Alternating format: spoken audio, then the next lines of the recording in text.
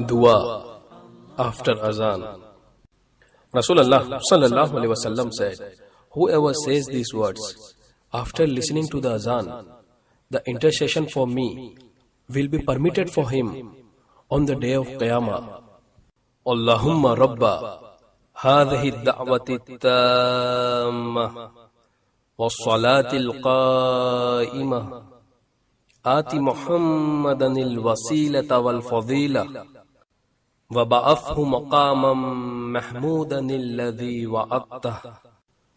O Allah, Lord of the perfect call and of the regular prayer which is going to be established, kindly give Muhammad sallallahu alaihi wasallam the right of intercession and superiority and send him to the best and the highest place in paradise which you promised him. Sahih Bukhari.